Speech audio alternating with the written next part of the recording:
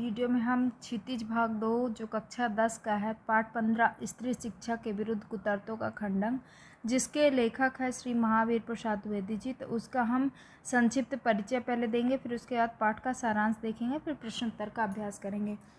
तो यह स्त्री शिक्षा के विरोधी कुतर्कों का खंडन शीर्षक से ही पता चलता है। जो महावीर प्रसाद द्विवेदी जी हैं, तो उन्होंने जो स्त्री शिक्षा के विरोध, कुछ लोग हैं जो स्त्री शिक्षा के विरोध हैं, तो उनका जो कुतर्क है स्त्री शिक्षा के लिए, उनका उन्होंने खंडन किया है। महावीर प्रसाद द्विवेदी जी हमेशा स्त्री की शिक्षा पर जोर दिया है, उन्होंने उसका हमेशा विरोध किया है। जो स्त्रियों के विरोध थे उनका उन्होंने विरोध किया है। तो देखिए क्या कहते हैं। द्विवेदी जी की यह प्रमुख विशेषता रही है कि समय एवं परिस्थिति के अनुसार वे अपने विचारों में परिवर्तन करे रहे हैं।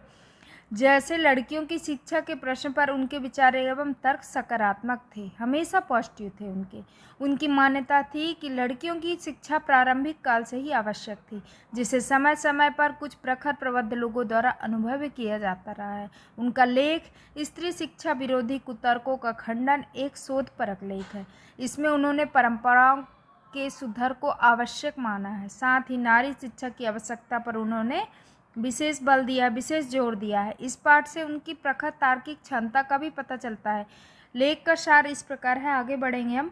पाठ का सारांश है कि जब पढ़े लिखे लोगों द्वारा स्त्री शिक्षा के कार्य की अनेक कुतर्कों द्वारा निंदा की जाती है, तो लेखक क्या हो जाते हैं, दुखी हो जाते हैं। जब कोई स्त्री शिक्षा का विरोध करता है तो लेखक दुखी हो जाते हैं, क्योंकि वो स्त्री के पक्ष में है। इन शिक्षित लोगों में वे लोग शामिल हैं जो धर्मशास्त्रों के ज्ञाता हैं, शिक्षक हैं, विचारक हैं, सुमार्गामी हैं, पथ प्रदर्शक हैं। मतलब जो खुद ज्ञानी हैं वही स्त्री शिक्षा का विरोध कर रहे हैं, लेकिन महावीर प्रसाद द्विवेदी जी स्त्री शिक्षा पर जोर दे रहे हैं।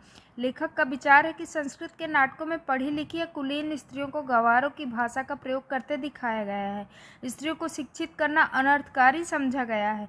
शकुंतला का उदाहरण इस रूप में दिया गया है कि उसने दुष्यंत को काफ़ी कठोर शब्द कहे हैं। लेखक तर्क देता है कि विद्वान द्वारा ऐसा करना गलत है। क्या कोई सुशिक्षित नारी प्राकृतिक भाषा नहीं बोल सकती? बुद्ध से लेकर भगवान महावीर तक ने अपने उपदेश प्राकृत भाषा में ही दिए हैं, तो क्या वो अनपढ़ और गंवार थे? इतने समृद्ध प्राकृत साहित्य के रचयितागण क्या गंवार थे? आज भी एक सुशिक्षित व्यक्ति आपसी बातचीत अपनी क्षेत्रीय भाषा मराठी, बंगला, पंजाबी, कन्नड़, मलयालम आदि में करता है, तो क्या वह गंवार है? इन सब का उत्तर क्या है? नहीं। यहाँ पे क्या बोला गया है कि जो नारी है वो अपनी प्राकृतिक भाषा नहीं बोल सकती। नारी ने अपनी प्राकृतिक भाषा बोली होगी, अपनी लैंग्वेज जो जिसको हम बोलते हैं मदर टंग, तो क्या वो गलत है? लेखक का कहना यही है। यहाँ लेखक उसी के विरोध में है। तो नारी ने अगर बोल दिया तो क्या वो गलत है? जिस समय नाट्य शास्त्रियों ने नाट्य संबंधी नियम बनाए थे उस समय सर्वजन की भाषा संस्कृत ना थी, अतः उन्होंने स्त्रियों तथा समान जनों की भाषा प्राकृत रखी तथा पढ़े लिखों की भाषा संस्कृत। लेखक अपना यह अकाट्य तर्क देता है कि शास्त्रों में बड़े बड़े विद्वानों की चर्चा मिलती है, किंतु क्या उनके सीखने से संबंध कोई पुस्तक या पांडुलिपि आज तक मिली है? उसी प्रकार यदि प्राचीन समय में कोई भी बालिका या कोई नारी जिसको बोले विद्यालय की जानकारी नहीं मिलती, तो इसका अर्थ यह नहीं कि सभी स्त्रियां गंवार थी। लेखक विविध कालों की अनेकानेक स्त्रियों, शीला, विद्या एवं बौद्धकालीन स्त्रियों के अनेक उदाहरण देकर उन्हें शिक्षित होने की बात की पुष्टि करते हैं। द्विवेदी जी कहते हैं कि जब प्राचीन रूप में स्त्रियों को नाच गान, फूल चुनने, हार बनाने तक की आज़ादी मिली हुई थी, तो यह बात विश्वास एवं तर्क दोनों से परे लगती है कि उन्हें शिक्षा नहीं दी जाती थी। उपयुक्त तर्कों के अलावा लेखक समीक्षात्मक ढंग से कहते हैं कि यदि मान भी लिया जाए कि प्राचीन काल में सभी स्त्रियां अनपढ़ थी, हो सकता है उस समय उन्हें पढ़ाने की आवश्यकता न रही हो, किंतु समय की वर्तमान मांग के अनुसार स्त्रियों को अवश्य शिक्षित करना चाहिए। लेखक डाकियन उसी विचारधारा वाले विद्वानों से कहते हैं कि उन्हें अपनी मान्यताओं से उबरकर सोच में नयापन ले आना चाहिए। इस संदर्भ में वो कहते हैं कि जो लोग पुराणों में पढ़ी लिखी स्त्रियों को हवाले मांगते हैं, उन्हें श्रीमद् भागवत दसमकंद के उत्तरार्ध के 53वें अध्याय, 53 मतलब 53 अध्याय पढ़ना चाहिए। उसमें रुक्मणी हरण की कथा है। उसमें रुक्मणी ने एक लंबा चौड़ा पत्र एकांत में लिखकर श्री कृष्ण को भेजा था। वह तो प्राकृत में लिखा था। वह प्राकृत में ना था। लेखक आगे कहते हैं कि अनर्थ कभी नहीं पढ़ना चाहिए। वे सीता, शकुंतला आदि के उन प्रसंगों के उदाहरण देते हैं जिन्होंने उन्होंने अपने पतियों को कहे थे। लेखक सार रूप में कहते हैं कि हमें दाखियन उसी विचारों से आगे निकलकर देश काल की मांग के अनुसार सबको शिक्षित करने का प्रयत्न करना चाहिए। स्त्री शिक्षा को प्राचीन मान्यताओं का हवाला देकर उन्हें शिक्षा से वंचित करना बहुत बड़ा मानसिक भ्रम है। इसलिए स्त्री शिक्षा बहुत ज़्यादा अनिवार्य है। महावीर प्रसाद द्विवेदी के बारे में जानते हैं। इनका जन्म 1864 में ग्राम दौलतपुर, जिला रायबरेली, उत्तर प्रदेश में हुआ था। परिवार की आर्थिक स्थिति अच्छी ना होने के कारण स्कूल शिक्षा प्राप्त करने के बाद इन्होंने रेलवे में नौकरी कर ली। बाद में नौकरी से इस्तीफा देकर सन 1903 में ये प्रसिद्ध हिंदी मासिक पत्रिका सरस्वती का संपादन शुरू किया इन्होंने, तथा 1920 तक उससे जुड़े रहे और सन 1938 में इनका देहांत हो गया। इनके प्रमुख कार्य थे निबंध संग्रह था इनका रसज्ञ रंजन, साहित्य शिखर, साहित्य संदर्भ और अद्भुत आलाप।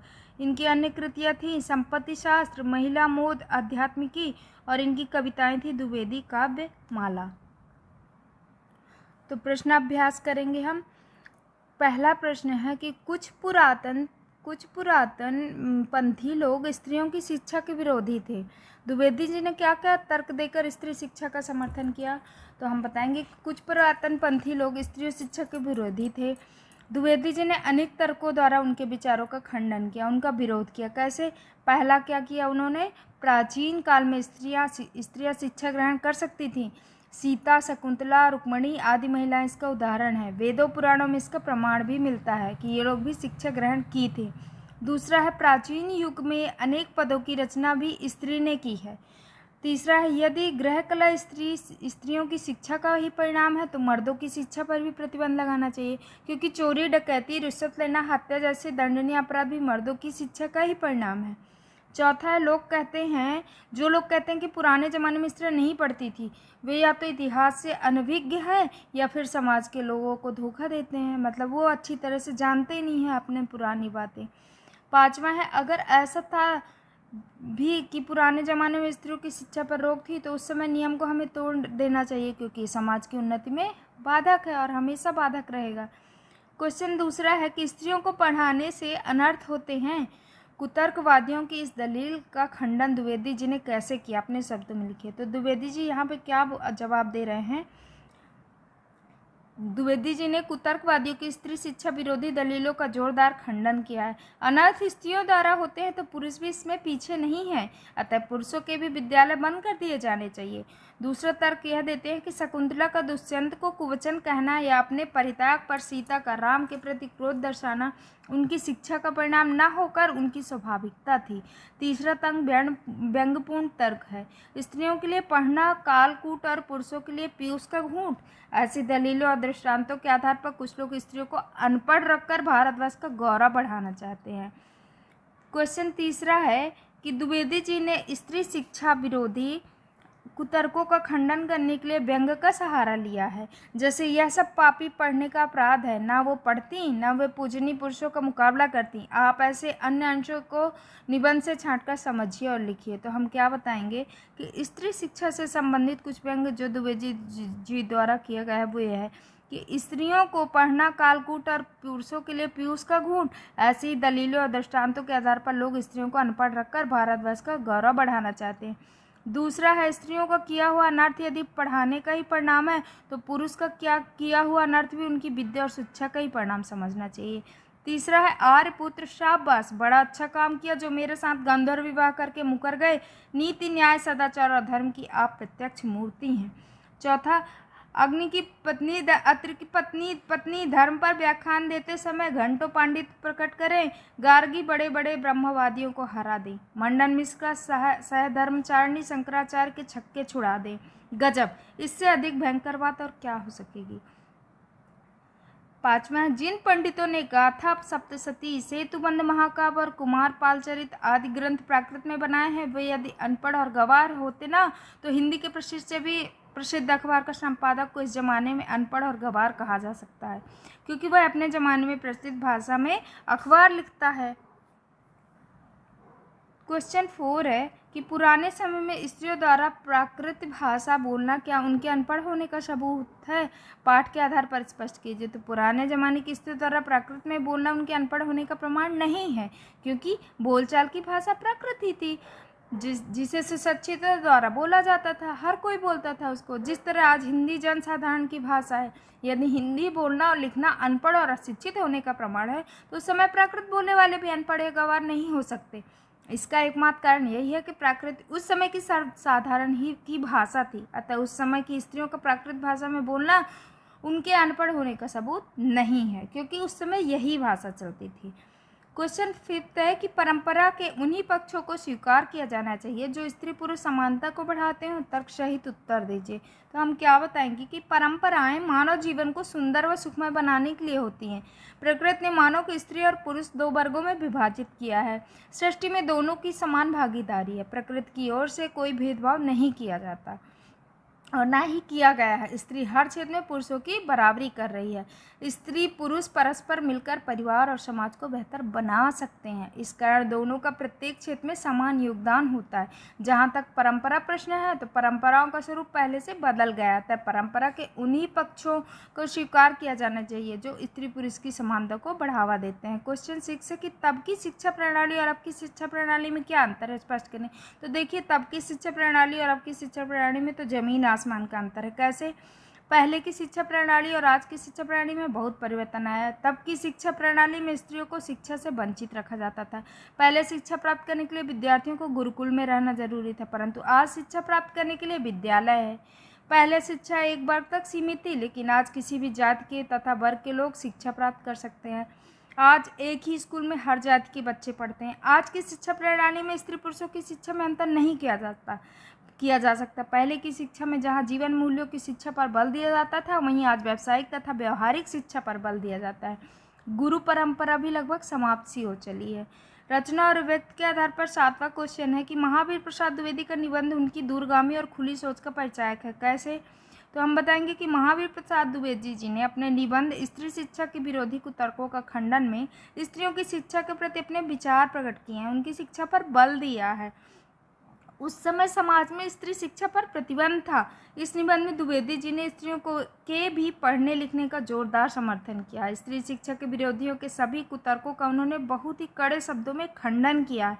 उन्होंने पुराने जमाने में स्त्री शिक्षा पर प्रतिबंध होने की मिथ्या धारणा का सप्रमाण गलत सिद्ध किया है। स्त्री शिक्षा को अनर्थकारी बताने के कुतर्क को भी उन्होंने अनुचित एवं गलत प्रमाणित किया है। साथ ही यह भी विचार प्रकट किया है कि स्त्री शिक्षा के उपरांत ही समाज की उन्नति संभव है। स्त्री को भी पुरुष के समान अधिकार दिए जाने की बात को तर्कपूर्ण ढंग से सिद्ध करते हुए द्विवेदी जी ने इस निबंध में उनकी दूरगामी और खुली सोच का परिचय दिया है। क्वेश्चन 8 है कि द्विवेदी जी की भाषा शैली पर एक अनुच्छेद लिखिए। तो हम क्या बोलेंगे द्विवेदी जी की भाषा शैली पर एक अनुच्छेद कि द्विवेदी जी ने अपने निबंध में विषय रूप, गंभीर, सरस एवं प्रवाहमयी भाषा का प्रयोग किया है। विचारपूर्ण निबंध होने के कारण इसमें उदाहरण, व्यंग्य एवं सामासिक शैली का प्रयोग किया है। इन्होंने व्याकरण तथा वर्तनी की अशुद्धियों पर विशेष ध्यान दिया है। इन्होंने अपने निबंध में संस्कृत निष्ठ तत्सम शब्दों के साथ साथ देशज, तद्भव तथा उर्दू और अंग्रेजी शब्दों का भी प्रयोग किया है। भाषा अध्ययन करेंगे। निम्नलिखित अनेकार्थी शब्दों पर ऐसे वाक्यों में प्रयुक्त कीजिए जिन्हें उनमें एकाधिक अर्थ स्पष्ट हो। चाल, दल, पत्र, हरा, पर, फल, कुल। तो हम करेंगे क्या? चाल में करेंगे राधा को पुरस्कार देना है, उसकी चाल है। चालाकी, अपनी चाल को तेज करो। चलना, अनेकार्थी शब्द मतलब एक ही शब्द के 2 मीनिंग निकले। ठीक है, तो चाल का यहाँ मतलब है चालाकी और चलना। दल, दल का मतलब यहाँ पे टोली, ग्रुप जो होता है, और पंखुड़ियाँ। उस दल का नेता बहुत अच्छे स्वभाव वाला है। फूल का दल बहुत कोमल है। पतर, पतर मतलब यहाँ पत्र, चिट्ठी हो गया, और पतर यानी पत्ती, लीफ। तो मैंने अपने भाई को एक चिट्ठी लिखी, और पहले भोजपत्र पर लिखा जाता था। हरा, हरा का मतलब है यहाँ पे एक हरा, पत्तों का रंग हरा, कलर हो गया हरा रंग, और दूसरा ताज़ा, हरा भरा नहीं बोलते हैं, तो पत्तों का रंग हरा होता है, और इतनी गर्मी होने के बाद भी तालाब का पानी अभी भी हरा भरा है। पर, पर का एक मतलब होता है पंख, और एक लेकिन, बट, विंग्स एंड बट। तो तुमने उस पक्षी के पर क्यों काट दिए, और तुम उसे नहीं जानते, पर मैं उसे अच्छी तरह से जानता हूँ। फल, खाने का फल हो गया एक फ्रूट्स और एक हो गया रिजल्ट। तो इस पेड़ के फल बहुत मीठे हैं और उसके कार का फल बहुत बुरा था। कुल कुल यानी वंश हो गया एक और एक पूरा हो गया। तो ऊंचे कुल में जन्म लेने से कोई ऊंचा नहीं होता। और हमारे देश की कुल आबादी कितनी होगी। तो दोस्तों इस तरह से आपको 15वां पार्ट ये चैप्टर समझ में आ गया होगा। फिर मिलते हैं नेक्स्ट वीडियो में, तब तक के लिए धन्यवाद।